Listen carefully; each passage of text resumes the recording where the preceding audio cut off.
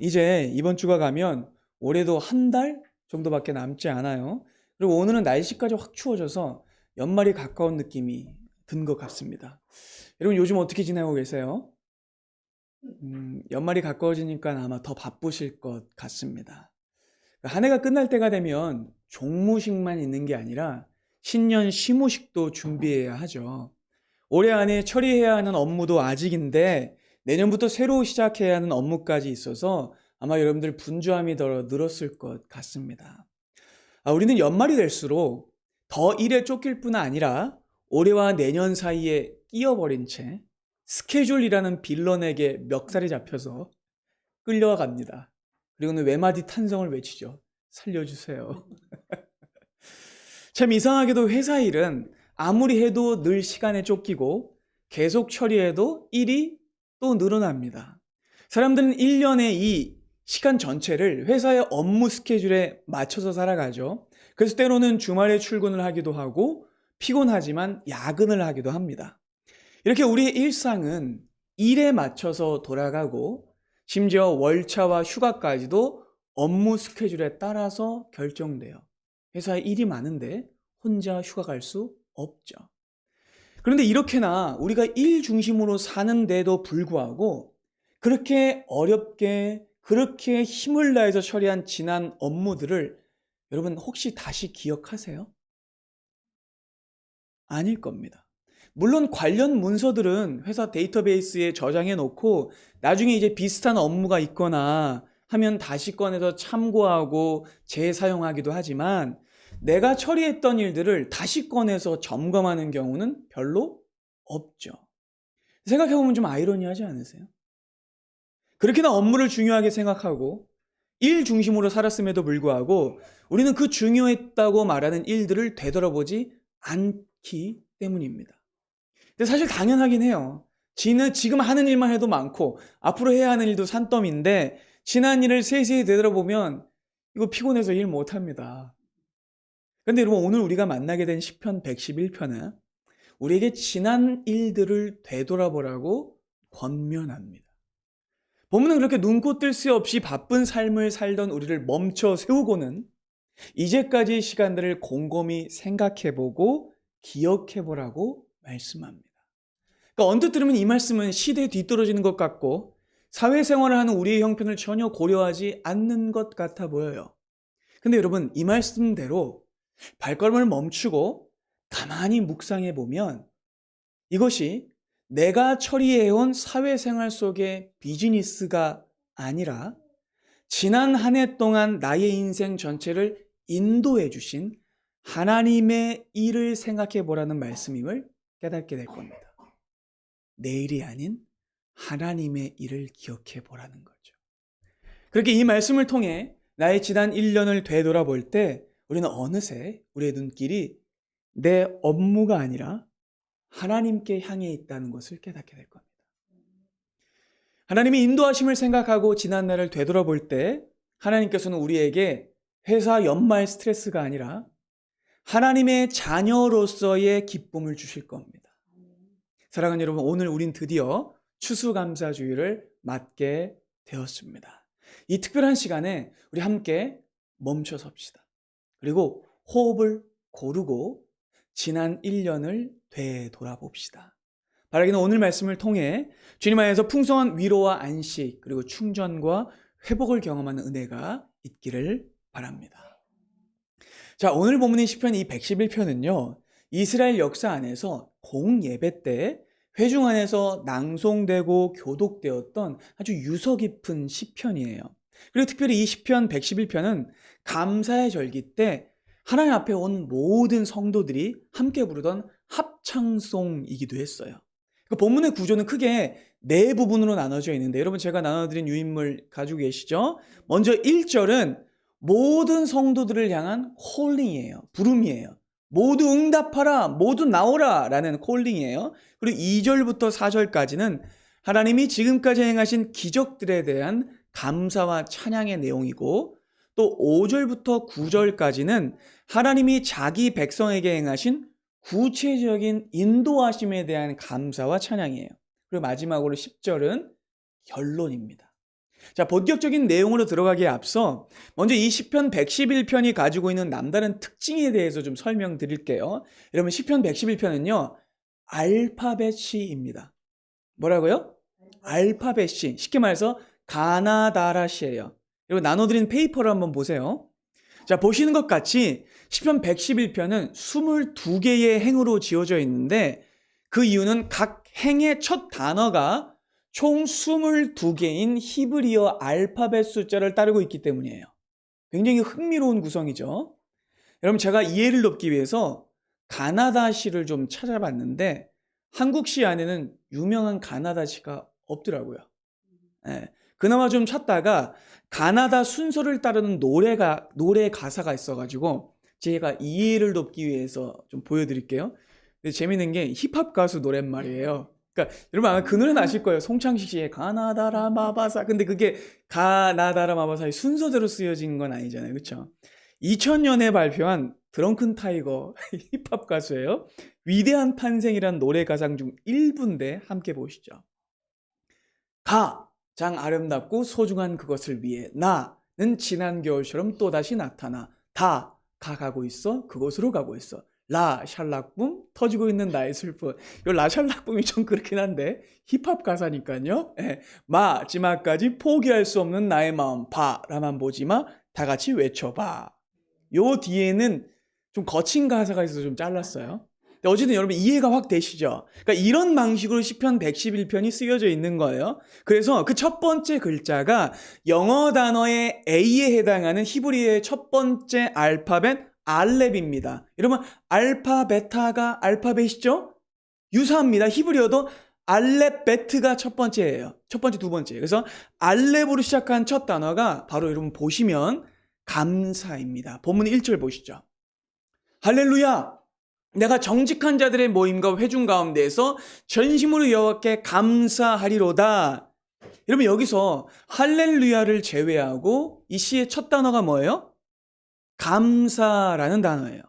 시작부터 여러분 놀라운 진리가 계시대요. 여러분 성도는요 모든 시작의 때에 하나님께 감사하는 자입니다. 깨달으십니까? 여러분 우리가 예배를 시작할 때 가장 먼저 같이 드리는 기도가 뭐예요? 감사 기도죠.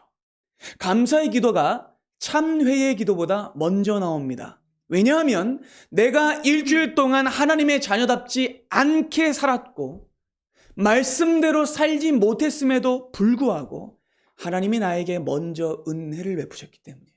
그래서 나의 행위와 상관없이 나의 잘남과 나의 못남과 상관없이 하나님이 나에게 먼저 은혜와 사랑을 베푸셨기 때문에 감사 기도를 먼저 드리는 거예요. 깨달으시죠?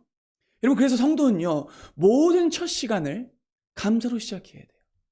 눈을 떴을 때, 그리고 잠자리에서 일어났을 때, 회사에서 업무를 시작할 때, 한 해를 시작할 때, 무엇을 하든지 간에 첫 시간에 우리는 원망이나 불평으로 그 시간을 시작하는 자들이 아니라 감사로 첫 시간을 시작하는 자들입니다.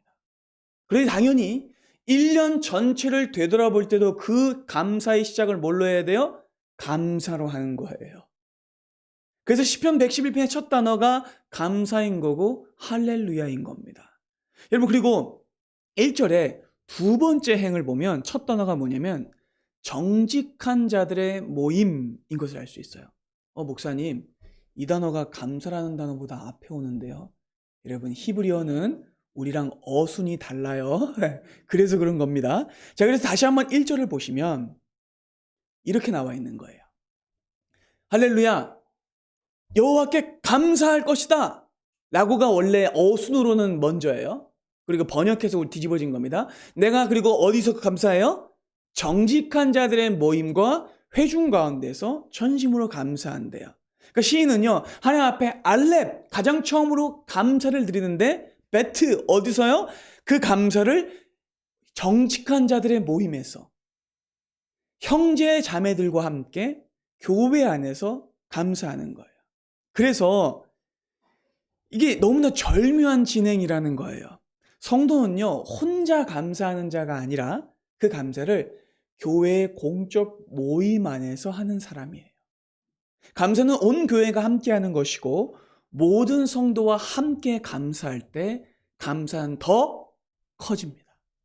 여러분, 그리고 이 진리는요, 몇 주 전에 시편 설교와도 이어지는 내용이에요. 여러분 기억하실 겁니다. 몇 주 전 우리가 전교인 수양회로 이제 양양을 갔었죠.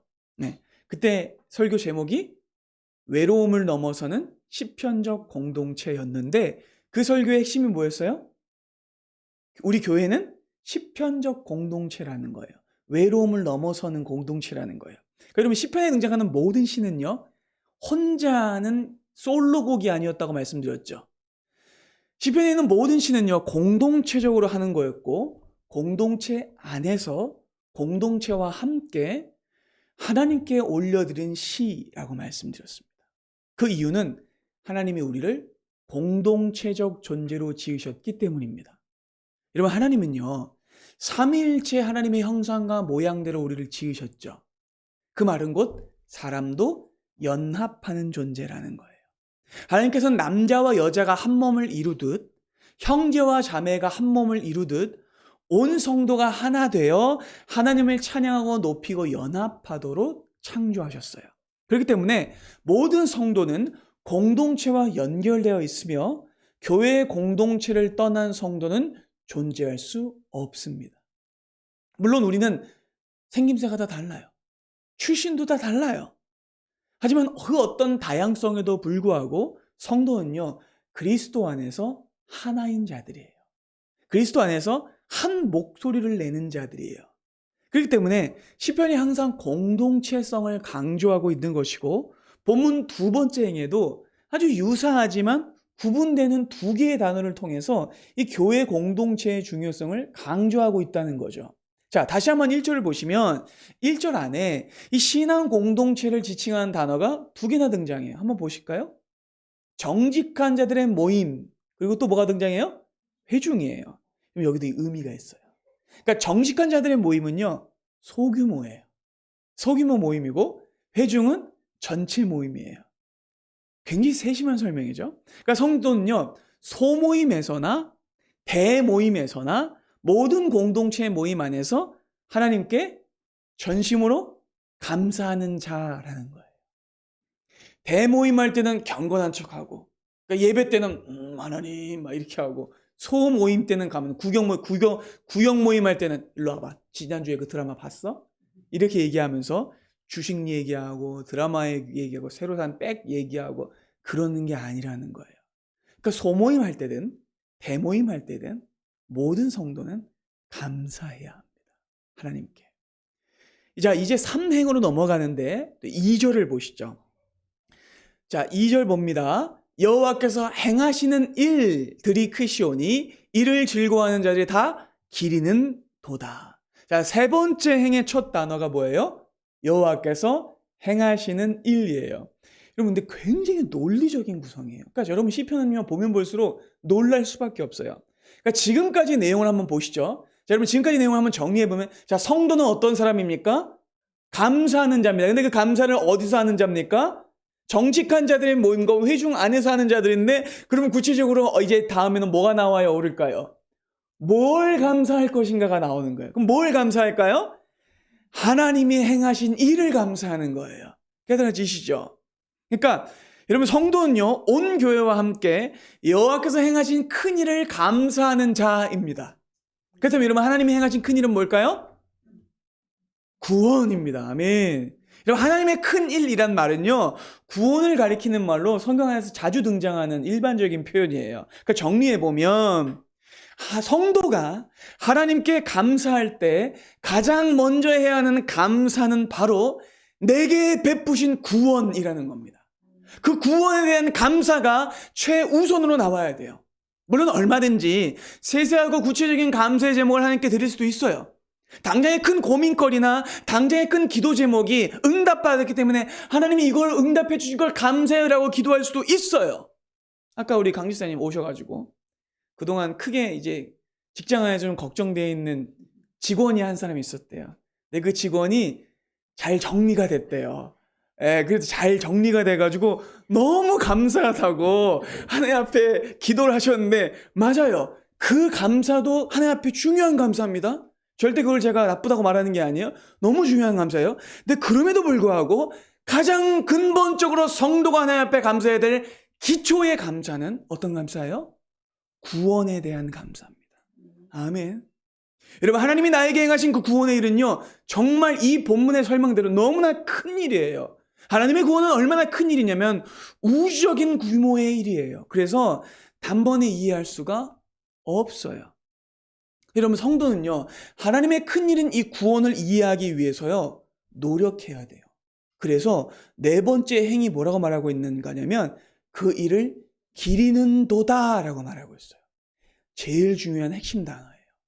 여기서 기리는 도다에 쓰인 단어가 히브리어 이 네 번째 알파벳인 달렛으로 시작하는 다라시라는 동사인데 이게 무슨 뜻이냐면 연구하다라는 뜻이에요. 여러분, 그럼 뭘 연구하는 거예요?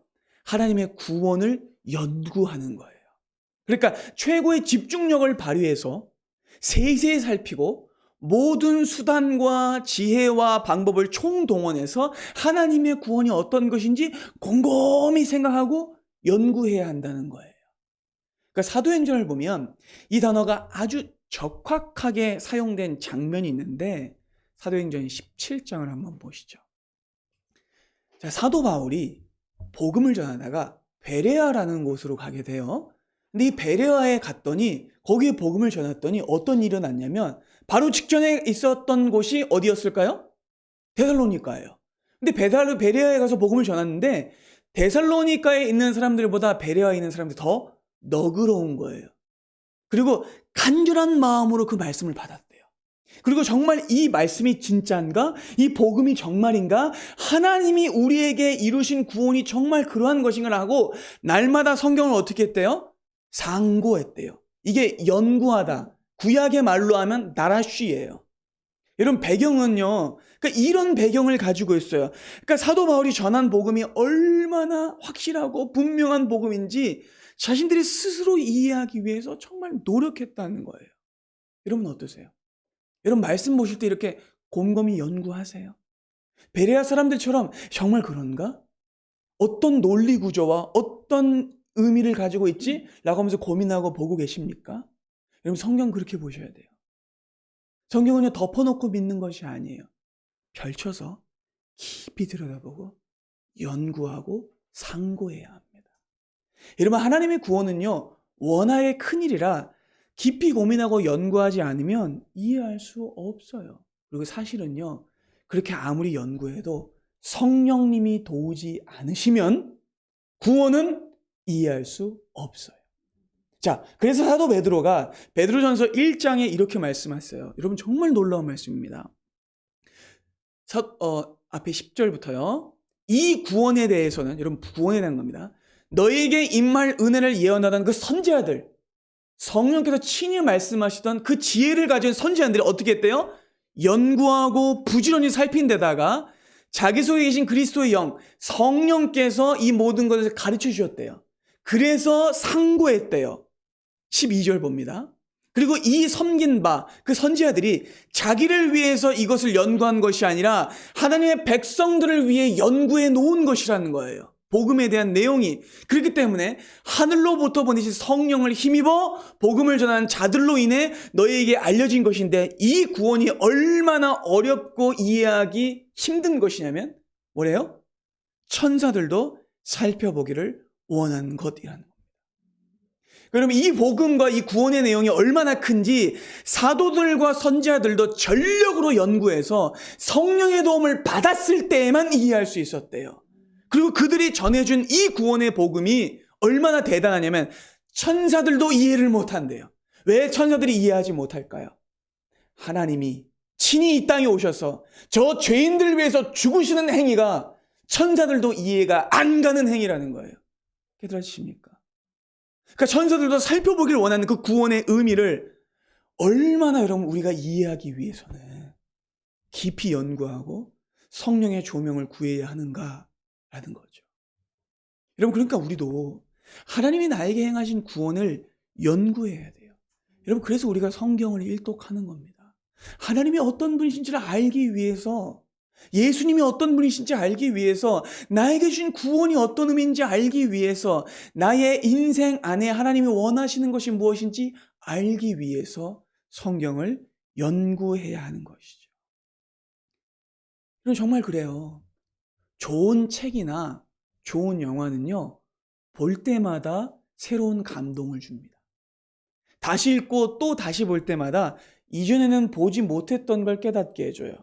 그러니까 훌륭한 작품은 그 안에 담긴 의미, 상징, 복선 이런 것들이 너무 많기 때문에 다시 볼 때마다 새로운 게 보여요. 여러분, 저는 쇼생크 탈출이라는 영화를 굉장히 좋아하는데 보셨어요? 안 보신 분은 오늘 집에 가서 보세요. 쇼생크 탈출이라는 영화를 제가 정말 좋아하는데 볼 때마다 색달라요. 볼 때마다 깊어요. 이런 장면이 있었어? 야, 기가 막히네. 감탄하게 돼요. 얼마 전에 우리가 전교인 수행회 때 갔을 때 제가 저녁에 TV 틀다가 배너를 틀어놓은 거 여러분 보셨죠? 야, 제가 배너를 되게 어렸을 때 봤거든요. 야, 다시 보니까 달라요. 더 재밌어. 정말 명작은요, 볼수록 달라. 볼수록 재밌어요. 그러니까 나이가 들고 이해력이 높아지니까 그걸 보는 눈이 더 생긴 거예요. 여러분, 그렇다면 하물며 사람이 만든 책이나 영화도 그럴 텐데 하나님이 친히 지으신 책이라며 그것을 볼 때마다 새로운 거예요. 볼 때마다 놀라운 거예요. 하나님의 큰 일이 매번 새롭게 느껴지는 거예요. 여러분, 그렇기 때문에 성도는요, 하나님이 나에게 주신 그 구원이 얼마나 큰 일인지를 연구하고 묵상하고 기리는도다 해야 한다는 거죠. 여러분, 이렇게 이 4절까지의 말씀은요, 하나님께서 나에게 행하신 구원을 깊이 생각해 보라고 말씀하고 난 다음에 이제 5절부터 9절의 말씀은요, 구원하실 뿐만 아니라 구원하신 이후에도 인도하시는 주님의 은혜를 또 생각하라고 말해요. 자, 5절부터 봅시다. 여호와께서 자기를 경외하는 자들에게 양식을 주시며 그의 언약을 영원히 기억하시리로다. 그가 그들에게 문 나라의 기업을 주사 그가 행하시는 일의 능력을 그들에게 알리셨도다. 그의 손이 하는 일은 진실과 정의이며 그의 법도는 다 확실하니 영원 무궁토록 정하신 바요 진실과 정의로 행하신 바로다. 여호와께서 그의 백성을 속량하시며 그의 언약을 영원히 세우셨으니 그의 이름이 거룩하고 지존하시도다. 아멘. 자, 한 번만 더 5절 보실까요? 자, 5절을 시작할 때 언약으로 시작하고 9절 끝날 때 언약으로 끝나요. 그러니까 언약으로 시작해서 언약으로 끝나요. 하나님이 언약으로 맺으신 자기 백성들을 입히시고 보호하시고 세우시는 것이 핵심이에요. 여러분, 이 내용을 보시면 여러분들 아마 떠오르시는 장면이 있을 거예요. 우리에게 아주 익숙하고 잘 알려진 이스라엘 역사 속의 특정한 기간과 과정입니다. 무엇일까요? 맞아요. 출애굽과 광야의 시간이죠. 하나님이 그 광야에서 어떤 일을 행하셨는지 보세요. 여러분, 앞의 내용은요, 하나님이 행하신 구원이죠. 하나님이 행하신 구원은 뭡니까? 출애굽이죠. 그렇죠? 그리고 출애굽뿐만 아니라 하나님은 거기서 해방만 시키신 것이 아니라 어떻게 하세요? 지속해서 인도하시고 먹이시죠. 어디에서? 광야에서. 그리고 가나안 땅에 들어갈 때까지 인도하시죠. 그러니까 여러분, 그 모든 내용들이 여기에 다 압축되어 있는 거예요. 하나님은요, 이스라엘 백성들에게 광야에서 하늘의 양식을 내리셨고 그들에게 땅을 주셨고 하나님이 얼마나 위대한 일을 행하신지를 하나하나 알리셨습니다. 그런데 여러분, 신약의 성도인 우리는 이 말씀을 어떻게 받아들여야 할까요? 오래전 이스라엘에게 출애굽을 행하시고 광야에서 그들을 먹이신 것에 감사하고 가나안 땅에 도착하게 하신 것을 감사하는 것이 지금 우리에게 어떤 의미가 있을까요?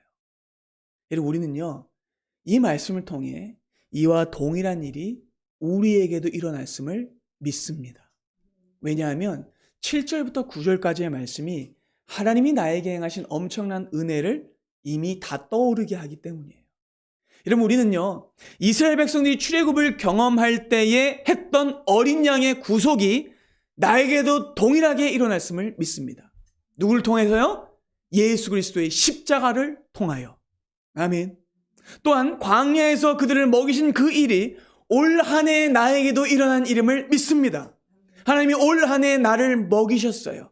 나를 인도하셨어요. 나를 여기까지 이끌으셨어요. 그리고 뿐만 아니라 이스라엘에게 그 기업의 땅을 주신 그 하나님이 나에게도 영원한 새하늘과 새 땅을 주셨고 그 일이 나에게도 일어날 일임을 우리는 믿습니다. 여러분, 우리는 하나님 나라의 기업을 이미 상속받았고 새하늘과 새 땅에 들어갈 날을 기다리고 있어요. 그러니까 여러분, 그리고 이 모든 일은 여호와께서 자기 백성을 속량하셨기 때문에 일어난 일입니다. 여러분, 우리는 이번 주에 로마서를 읽었습니다. 여러분, 제가 보내드린 로마서 가이드 다 읽어보셨죠? 제가 매일마다 쓰는 거니까 그냥 지나가시면 안 됩니다. 여러분, 놀랍게도 본문의 7절, 8절, 9절을 읽으시면 로마서 말씀이 떠올라요. 여러분, 로마서는요, 하나님의 법정에서 일어난 일을 아주 구체적인 법정적 언어를 통해 설명하는 책이라고 말씀드렸죠. 여러분, 온 세상의 입법자이자 유일한 심판관인 하나님은 어떤 분이세요? 자, 우리 아까 7절, 8절, 9절 한번 보실까요? 하나님은 어떤 분이시냐면 그의 손으로 진실과 정의를 행하시는 분이시고 그의 법도는 다 확실해요. 그래서 어느 누구도 하나님의 재판정 앞에서 하나님을 속일 수 없고 어떤 사람도 거짓 변호나 악의적인 고소를 할 수 없어요. 그래서 모든 사람이 죄를 범하였음에 하나님의 영광에 이르지 못했죠. 그래서 하나님의 의를 아무도 달성하지 못했는데 9절 여호와께서 그의 백성을 속량하셨죠. 어린 양의 피로. 예수께서 진실과 정의와 사랑의 값을 내셨고 죄값을 치르셨습니다. 그래서 여러분, 우리는 예수 이름 안에 속량된 것이며 영원한 언약을 받게 된 것이죠.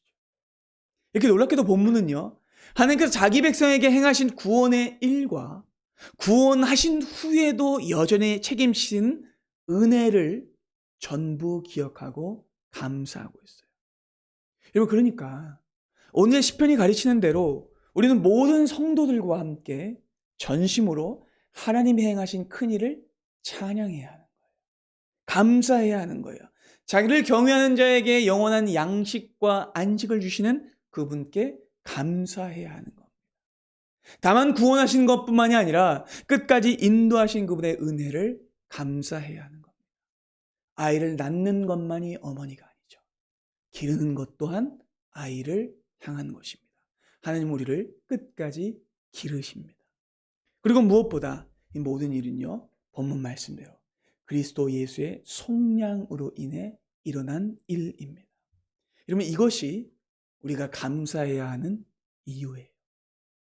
그리고 여러분, 감사는요, 하면 할수록 더 커져요. 그래서 더 힘이 있습니다. 감사의 유익은요, 한두 가지가 아니에요. 감사를 하게 되면 또 뭐가 유익이 있냐면 내 자신을 지킬 수 있게 돼요. 무엇으로부터? 원망과 불평으로부터 나를 지킬 수 있게 돼요. 감사라는 좋은 갑옷을 입게 되죠. 여러분, 세상에 있는 사람들이 왜 불행합니까? 입술에 감사가 없기 때문이에요. 하나님을 모르기 때문이에요. 구원의 기쁨이 없기 때문이에요. 세상 사람들은요, 감사하지 않기 때문에 인생이 불행해요. 스스로 자기의 인생을 주인이라고 생각하는 사람들은요, 항상 불행해요. 왜냐하면 세상 사람들은요, 자기가 한 노동의 양과 그리고 자기가 받은 이 소득의 양을 늘 비교하고 저울질해서 불만을 표해요. 그리고 언제나 내가 정당한 보수를 받지 못했다라고 말하고 억울해해요. 그래서 더 많이 벌기 위해서 뭘 합니까? 주식을 하고 투자를 하고. 하지만 대부분의 경우 돈을 더 잃어버리고 말죠. 삼성이 이번에 4만 원 밑으로 떨어졌다고 하는데 전 몰라요. 몰라서 그냥 한 얘기예요. 물려가지고 난리 났다고 하는데요. 예. 근데 여러분, 그렇게 열심히 돈을 벌려고 해서 몸이 축나도록 번 돈을 허무하게 이렇게 날려버리는 경우가 대부분이에요. 그래서 가지고 있는 것을 더 잃어버리고 말아요. 그 이유는 사람들의 눈길이 어디에 가 있기 때문이냐면 일에 가 있기 때문이에요. 사람들의 눈길이 내가 벌어들인 것에 가 있기 때문이에요. 사람들의 눈길이 내가 더 얻고 싶은 것에 가 있기 때문이에요. 그래서 세상 사람들에게는 감사가 없고 찬양이 없어요. 만족이 없어요. 그리고 그들의 정서와 생각은 텅 비어 있습니다. 이 모든 불만과 원망은 결국 내가 내 인생의 주인이라는 인식에서 나와요. 내 인생의 주인이 나라고 생각할 때 사람은 감사하지 못해요. 그래서 인생을 사는 내내 허기지고 불평하고 더 얻으려고 허우적거릴 뿐이죠. 근데 반대로 하나님을 믿는 사람은요, 하나님이 내 인생의 주인이시기 때문에 감사합니다. 그들은 자기에게 있는 것이 원래 내 것이 아님을 알아요. 어떤 상황과 형편에 처해 있을지라도 감사할 줄 알아요. 하나님을 믿는 사람들은요, 작은 것에도 감사하고 큰 것에도 감사합니다. 그들의 일상은 감사의 연속이고 감사를 표하는 무대입니다. 그들은 노동의 대가와 수입을 저울질하지 않아요. 항상 뭐라고 생각하냐면 하나님이 내가 한 것보다 더 많이 주셨다라고 말해요. 난 은혜를 경험했다라고 말해요. 그저 하나님께 감사할 뿐입니다. 그리고 그 거두어드린 것을 하나님께 기쁨으로 올려드릴 뿐만 아니라 이웃을 향해서 나눠요. 그래서 그 믿는 자들의 소득은요, 하늘에 더 많이 쌓입니다. 국장으로 날려버리는 게 아니에요. 주식으로 날려버리는 게 아니에요. 여러분, 하나님을 믿는 사람들의 눈은요, 노동에 가 있지 않아요. 일에 가 있지 않아요. 벌어들인 수익에 가 있지 않아요. 하나님을 믿는 사람들의 눈은요, 나에게 이 모든 것을 주신 하나님의 은혜로운 손에 가 있어요. 그래서 그들의 입에는 늘 감사가 있고 찬송이 있고 만족이 있는 겁니다. 사랑하는 여러분, 행복의 총량은요, 소유의 많고 적음에 달려있지 않습니다. 행복의 총량은 어디에 달려있냐면 감사의 많고 적음에 달려있어요. 아멘이십니까? 그러면 감사하셔야 행복을 누릴 수 있어요. 불평하고 원망하면 영원히 만족하지 못합니다. 그리고 놀랍게도 이제 본문의 결론인 이제 10절에 우리가 도달하게 되는데, 이 10절을 보면 우리가 올해 시작할 때에도 어떻게 시작했냐면 하나님의 지혜를 구했죠. 그렇죠. 하나님의 지혜를 구하면서 우리가 올 한 해를 또 시작했는데 하나님께 구했던 지혜를 발견하게 됩니다. 자, 10절 보시죠. 함께 읽어볼까요? 시작. 여호와를 경외함이 지혜의 근본이라. 그의 계명을 지키는 자는 다 훌륭한 지각을 가진 자이니 여호와를 찬양함이 영원히 계속되리로다. 여러분, 우리가 이제 올해 마지막에 진짜 지혜를 만나게 되는데 그 지혜란 무엇이냐면 감사하는 지혜입니다. 여호와를 경외하고 그의 계명을 따라 지키며 하나님이 내게 주신 것에 감사하는 것이 행복의 비결이고 그게 지혜라는 거예요. 여러분, 우리가 주님께 보여야 할 최우선의 행동과 반응은 언제나 감사입니다. 계산기 두드리고 판단하는 건 우리가 할 일이 아니에요. 여러분들이 거두어드린 거를 과하게 계산하지 마십시오. 우리가 해야 할 일은 내가 얻은 곡식 나달 하나하나까지 세세하게 세고 10원 한 장까지 악재까지 통제하고 관리하는 게 아니에요. 우리가 최우선으로 해야 할 일은 하나님이 내게 주신 은혜를 헤아려 보는 겁니다. 깊이 감사하고 하나하나 곱씹어 보는 겁니다. 한 해 동안 하나님께서 나에게 베푸신 은혜를 잊지 않고 기억하며 연구하는 겁니다. 사랑하는 여러분, 감사할 줄 아는 사람은요, 절대 망하지 않아요. 욥을 기억하십시오. 욥은요, 원망과 불평하지 않았고 주신 이도 하나님이시니 가져가신 이도 하나님이시다라고 감사했고 그는 마지막에 그보다 더 큰 것을 다시 얻었습니다. 감사했기 때문에 그는 망하지 않았어요. 그리고 여러분, 하나님이 우리에게 가르치고자 하시는 것이 바로 이 감사입니다. 우리 주 예수께서 이 땅에 오신 이유는요, 우리에게 감사를 가르치시기 위함이었어요. 주님은 인생의 모든 순간마다 하나님께 감사하셨고 하나님께서 자기에게 베푸신 일을 기억하셨습니다. 주님은 단 한 번도 왜 나에게 이렇게 고통스러운 것을 주시느냐고, 왜 나에게 십자가를 주셨냐고 원망하고 불평하지 않으셨어요. 주님은 잡히시기 직전에도 제자들에게 떡을 떼어주셨고 포도를 주시면서 감사하셨습니다. 그리고 주님은 바로 그 다음날 그 떡을 찢어주신 것처럼 자기의 몸을 찢으셨고 그 포도를 따라주신 것처럼 자기의 피를 온전히 흘려 그들에게 다 주셨죠. 그럼에도 불구하고 주님은요, 감사하셨습니다. 마태복음 26장을 보시죠. 여러분, 주님께서 하신 이 성찬의 행위는 죽으심의 행위입니다. 자기를 전부 다 내어놓고 희생하실 것이라는 뜻입니다. 그런데 주님은 뭘 하세요? 감사 기도하시는 거예요. 그들에게 이걸 주시며 말씀하시죠. 너희가 다 이것을 마시라. 이것은 죄사함을 얻게 하려고 많은 사람을 위하여 흘리는 바 나의 피 곧 언약의 피니라. 그러나 너희에게 이르노니 내가 포도나무에서 난 것을 이제부터 내 아버지의 나라에서 새 것으로 너희와 함께 마시는 날까지 마시지 아니하리라. 그리고 이에 그들이 찬미하고 감사하고 감람산으로 나가죠. 여러분, 주님은요, 모든 순간에 감사하셨습니다. 주님은 자신의 것을 자녀들에게 줄 수 있음에 감사하셨고 하나님이 맡기신 일을 할 수 있음에 감사하셨습니다. 여러분, 우리가 감사하지 못할 형편과 상황은 없습니다. 왜냐하면 우리 주님은 십자가에서까지 감사하셨기 때문입니다. 여러분, 우리 이 시간 하나님께서 올 한 해 동안 우리에게 베푸신 은혜를 합창하며 감사합시다. 여러분, 교회는요, 은혜를 추적하는 공동체이고 감사를 함께하는 공동체이고 기억하는 공동체입니다. 세상의 조직들과 한번 비교해 보세요. 세상의 조직들은요, 업무 중심의 조직입니다. 대부분이 영리 조직이고 자본주의적 이해관계로 얽혀 있는 관계예요.